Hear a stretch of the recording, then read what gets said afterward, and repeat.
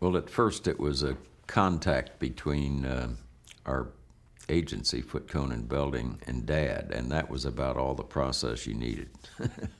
uh, and of course, with those classics, no one needed a script or to read a book. They were known properties, of course.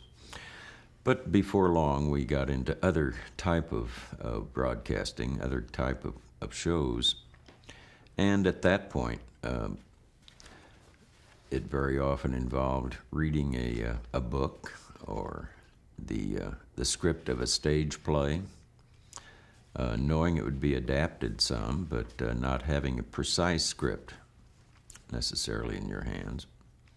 The scripts came later and became extremely important.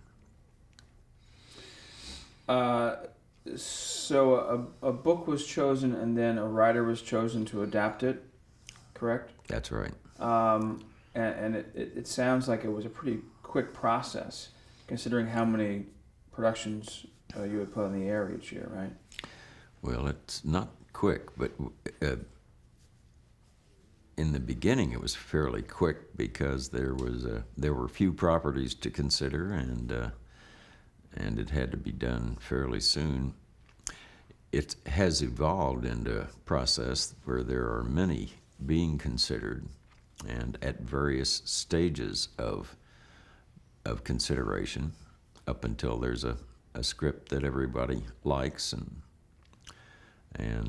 then we move forward. But that might be a matter of 2 or 3 years in process.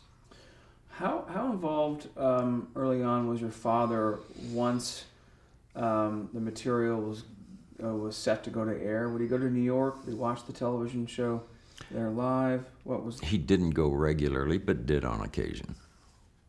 Did he have individuals that he would send to make sure that the quality was represented? Well, in the early days, we used George Schaefer as director and producer, and a company of his as producer of most of these shows, and so it was a high degree of confidence in George Schaefer.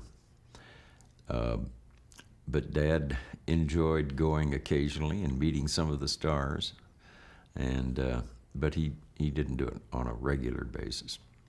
What kind of stories did he favor?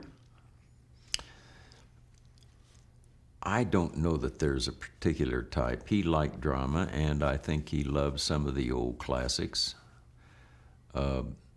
He tried 2 or 3 that he had seen on stage and proposed those, and of course he usually got his proposals passed, and which was fine.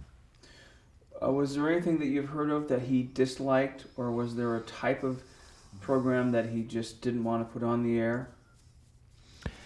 Not specifically, no. He didn't like. He thought comedy of any type was pretty chancy.